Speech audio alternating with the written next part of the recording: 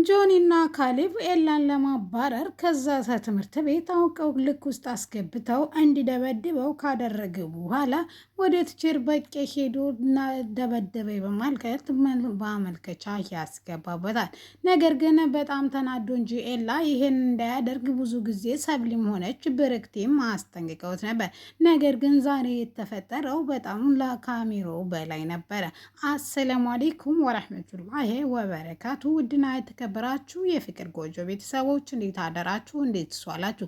ሁላችሁንም እንዴት ሰዓት አቆጣጠራችሁ ሰላም ሰላም ብያለሁ። ዛሬ ይዤላችሁ የመጣሁት አፍላ ፍቅርን ክፍል 254 ነው። እነሆ እንድትከታተሉ ይጋበዝኳችሁ። ወዳችሁ ፈቅዳችሁ ስለምትከታተሉ ከልብ አመሰግናለሁ። ሀሳብ አስተያየት ካላችሁ ኮሜንት ሳጥን ላይ አስቀምጡልኝ። እንደተለመደው የኤላና የጆኒና የካሌብ ደግሞ ድብድብ እጅጉኑ አይሏል። ዛሬ እንግዲህ በጣም በመናደድና በብስጭት ምክንያት ትምህርት ቤት ሊደባደቡ ችለዋል። ሰብሊ ጆኒን ከእንግዲህ ወደ መበሻሸቁም ሆነ እልክ መጋባቱ በቂ ነው በማለት ወደ ጆን ቤት ጋር ሄዳ ይቅርታ ልጠይቀው ስትል፣ ነገር ግን እሱ ከብርቴ ጋር እየተጫወተ ወይም እየተሻሸ ነበረ።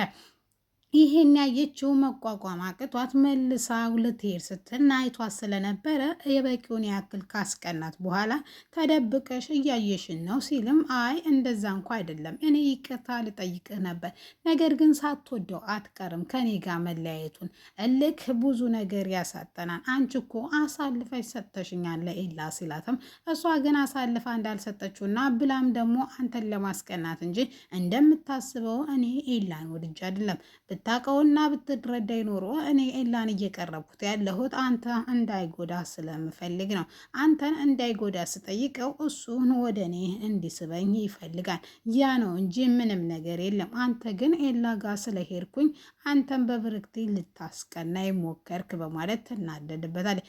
እሱም የማላቀና ወይም አንዳንድ ነገሮች ዝም ብዬ የማልፈው በራስሽ ጊዜ እንድትመለሽ ብዬ እንጂ እኔን እየተደበቅሽ እንደምታገኘው ጠንቅቄ ነው ማቀው በማለት ዛሬ እውነቱን ፍርጥርጥ አድርጎ ይነግራታል።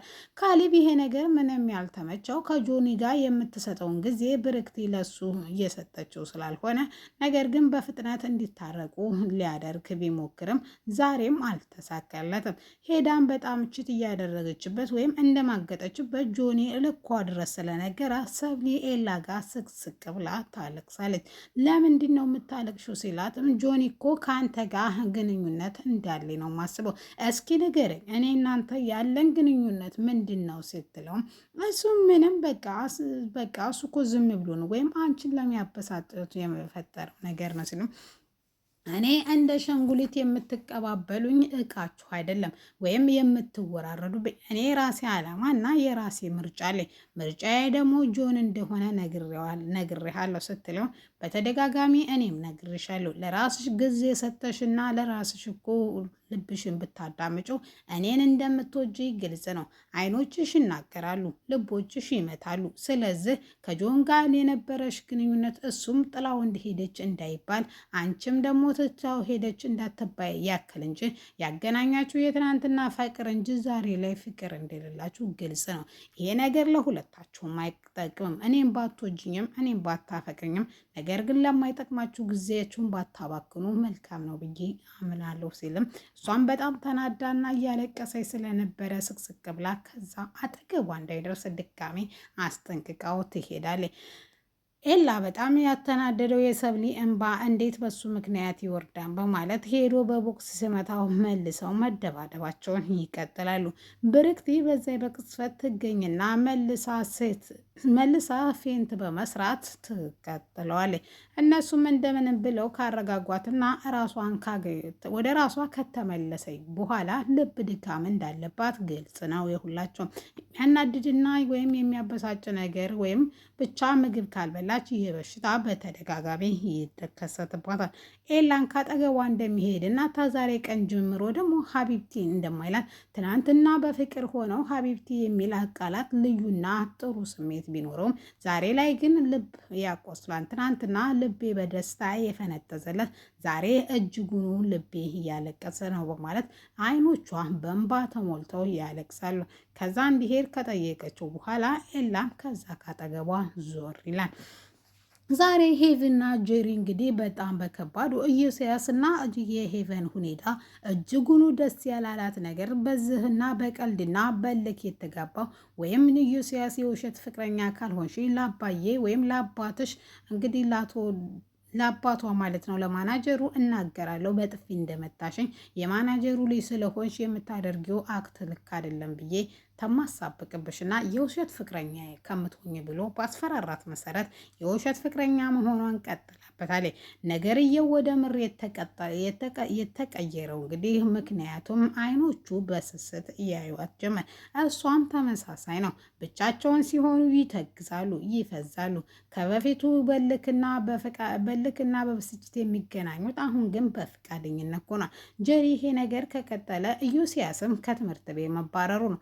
እሷም ደግሞ አባቷ ባለፈው ከውጤቷ ቀነሰች ብሎ ውሎ አይጣራ ያለው አሁን ደግሞ ከማጋ እንደምትሆን ብቻ ሳይሆን ከትምህርት ቤት ሁሉንም ተማሪ ከእሷ ጋር የሚቀርበው ማባረሩ የማይቀር ነው። ስለዚህ ስነ ስርዓትን ይዛ ብላ ብትጮህበትም ነገር ግን ስሜቷ ስለተቀየረ ሄቨን ሁለተኛ እንደዚህ እንድትናገረው አልፈልግም እኔንም እሱንም። ስለዚህ ይቅርታ ቃል ጠየቅሽው እኔንም ማናገራችሁም ስትላትም ሄዳም እንግዲህ ጄሪ በጣም ስለሷ ስላሰበችላት ወይም የጓደኝነት ስሜት ስለተሰማት እንጂ በጣም ይቅርታ ብላ ኢዮስያስንም ይቅርታ ጠይቃት። ነገር ግን ድጋሚ ጄሪ የምትባል ጓደኛ እንደሌለሽ እርሺው ብላት ያጠፋችው ጥፋት በጥፋት ላይ እንደሆነ ሄቨን ገብቷት ብቸኝነቱን ድጋሚ ተያይዘዋለች።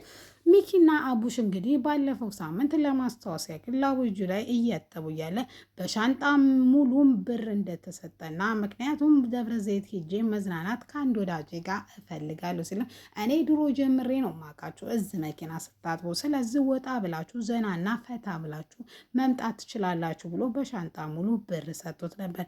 የተስካርና የተንኮል የተሞላበት ብር እንደሆነ ምንም አያውቁም። ሻንጣቸውን ሸክፈው ምንም ነገር ለናሻንቲም ለነኪዱም ሳይናገሩ ቀጥታ ወደ ደብረ ዘይት አመርተዋል። ነገር ግን ፍቅረኞቻቸው ምንም ያላሉ፣ ነገር ግን አሻንቲ ነገሮች ስራቸው ምንም ደስ ያላላቸውና ደግሞም እነ ሚኪና አቡሻ ከርጥብ ወደ ቁርጥ እንዴት ተሸጋገሩ የሚባለው ጥያቄ እንቆቅልሽ መሆኑ እያለ ምን ማድረግ እንዳለበት ግራ ገብቶት፣ ነገር ግን ኪዱ የራሳቸውን ህይወት መኖር እንዳለባቸውና ድጋሚ ስለሰው መጨነቅ እንደሌለበት ደጋግማ ተነግረዋለች። እነሱም እንግዲህ በጣም ፈጣሪ እንግዲህ በዚህ አይነት ሁኔታ ዩኒቨርሲቲ ገብተን 4 ዓመት ተምረን ከዛም ደግሞ ብሎም ስራ ተቀጥረን ብለን ክንል ነገር ግን ባጭሩ ፈጣሪ እንግዲህ ህይወታችንን ቀየረልን በማለት ያልተገዛና ያልታሰበ ነገር ስለሆነ ወደ ደብረ ዘይት ማንንም ሳይናገሩ አቅንተዋል። ኪዱና አሻንት እንግዲህ ፍቅር አባክያ እማክያ እያሉ ወደ አባጋ ወይም ወደ አባቱ ጋር ወደ ጀግናው ጋር ሲሄዱ መንገድ ያገኘው እና ብቻዋን ኪዱን ማናገር ስለፈለገ ጀግናው የድሮ አራዳና ደሞም አልፎ ወታደር እንደሆነ ሰው በቀላሉ አምኖና ማለቴ አንብቦ የሚረዳ ከባድ ሰው ነበረ። ኪዱ ግን ጨዋታዋ የተነቃባት ያልመሰላት የአባክያ አባት ግን ወይም ጀግናው ግን ሙሉ በሙሉ ነቅቶባት ነበረ። ወደ ህይወታችን ስትመጪ ውሏችንን ወይም አኗኗራችንን እያጠናሽ ይመስለኛል። እስቲ አሻንቲን ትቼ ህል ዘላለም አልሄድም ስትይ ከዛም እኔም የምራትነት ስም ላውጣለች ሲላትም እሷ ግን መቼም ትቼ አልሄድም ብላ ምላለ ስትል የውሸት መሆኑ ቢያቅም ነገር ግን የእናቱን ስም ውብ አለም ብሎ ይጠራል። ካፌም ላይ ቁጭ ብለው እንዴት እንደመጣችና እንዴት እንድትዋወቁ ቢጠይቃትም ጀግናው እሷ ግን መርበትበቷና መዝለፍለፏን ቀጥላበታለች። አባክያ ግን ምንም ያክል በፍቅሯ ቢታወር አባትየው ግን ምን ፈልጋ ነው ከነ ተስካር ጋር ያላትስ ግንኙነት? ተስካር ለተደጋጋሚ ጊዜ በወንጀልና እንዲሁም በብዙ ነገሮች የሚታወቅ ወንጀለኛ ሲሆን ከነሱ ጋር የመጣች ሴት ጤናና ወይም ፍቅር ፈልጋ እንደሆነ ደግሞም አንድ ወንድን ከመሬት አንስታ ከንፈሩን የምትስምበት አማካኝነት ፍቅር ሳይሆን ቅዠት ነው። ስለዚህ አላማዋ ግልጽ ነው፣ ግን ለምን እንደሆነ ግራ ገብቶታል።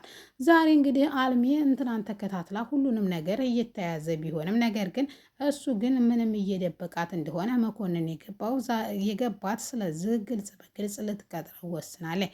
እንደ ውላ ካፌ ላይ ከተቀጣጠሩም በኋላ እስቲ ተጸጋ ጋር እየተገናኛችሁ ነው ስትል ፈጽሞ አግኝቻት አላውቅም። ባለፈው በነገርሽኝ መሰረት ላገኛት ሞክሬ ነበር፣ ነገር ግን አልቻልኩም። ለነገሩ ከረሳህ ወይም የመርሳት ችግር ካለብህ እኔ ላስታውስ፣ ትናንትና ከሰዓት አግኝታ ስትተቃቀፉ ነበረ። ደግሞም ለቤዛም ያሬድ እዛ ሀገር እንዳለ ደብዳቤ ልከህላት ነበር። ይሄንን የሚስጥር አድርጌ ያዝኩት ለስራህ አደጋ እንዳታደርግ ነው። ከእስር ቤት የወጣኸው ድጋሜ ወንጀል እንዳሰራ እንጂ ወንጀል እየሰራህ እንዲትኖር አይደለም። ድጋሜ ከገባህ መመለስ የለም። ስለዚህ አሁን እውነቱን ንገረኝ ስትለውም ስለ ተኩላው እንድትነግረኝ እፈልጋለሁ ሲልም ተኩላውን ስለማያውቅና ነገር ግን ያሬድ አዲስ አበባ ውስጥ አንድ ክፍል ቤት ተደብቆ እንደሚኖር እውነቱን ይነግራታል። ዛሬ እንግዲህ ካሌብ ሄዶ ያልሆነ ነገር ተናግሮ ተጨቃጭቆት በቦክስ መጥቶ ከትምህርት ቤት ሊባረር ኤላ